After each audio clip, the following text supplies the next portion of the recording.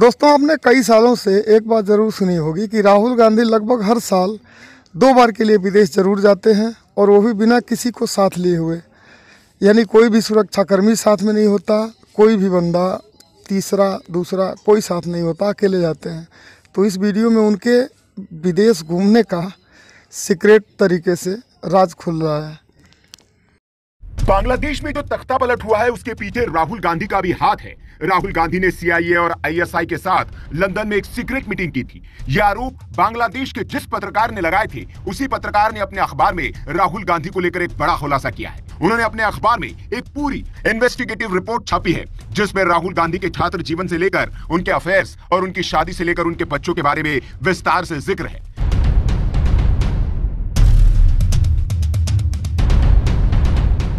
इस लेख में उन्होंने लिखा है कि पूरी कांग्रेस पार्टी राहुल गांधी की छवि एक दूरदर्शी नेता के तौर पर बनाने में जुटी है, लेकिन सच्चाई इससे कहीं जटिल और परेशान करने वाली है।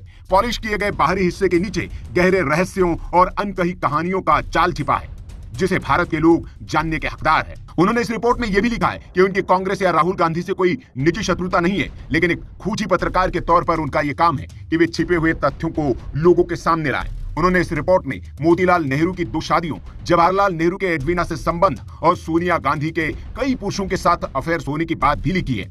रिपोर्ट में अखबार ने दावा किया है कि उन्होंने राहुल गांधी के बारे में ट्रिनिटी कॉलेज के एक पूर्व सहपाठी से पूछा तो उन्होंने बताया, राहुल एक बहुत ही मिलनसार व्यक्ति है। हम जानते हैं कि वह स्वभाव से बेहद धर्मनिरपेक्ष हैं। उन्हें तली हुई बेकन और बीफ स्टेक बहुत पसंद है। उनकी जीवन शैली पूरी तरह से पश्चिमी है। हमें कभी नहीं लगा कि वो हिंदू परिवार से है। मतलब इस रिपोर्ट में यह दावा किया गया है कि राहुल गांधी बीफ खाने के शौकीन है।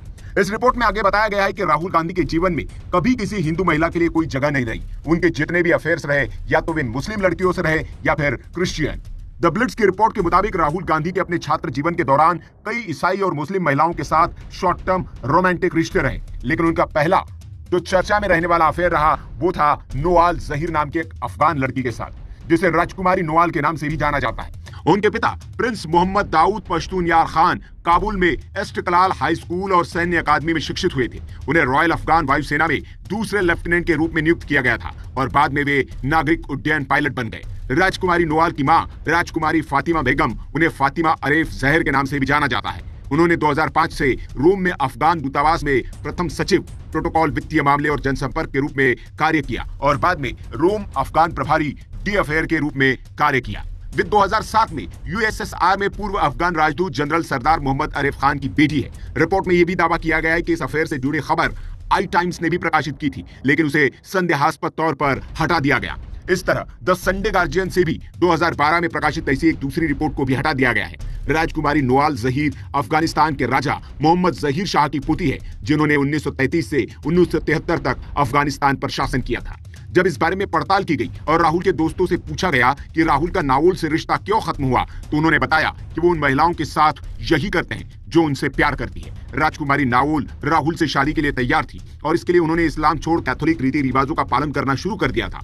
वे राहुल गांधी के साथ अक्सर इटली में सोनिया गांधी के घर चैपल में प्रार्थना किया करती थी। वहीं इस रिपोर्ट में एक दूसरे सूत्र का हवाला देते हुए जिक्र किया गया है कि राहुल और नोआल के बीच संबंध तब खराब हो गए जब वो गर्भवती हो गई और राहुल ने जोर देकर कहा कि वो गर्भपात करा ले।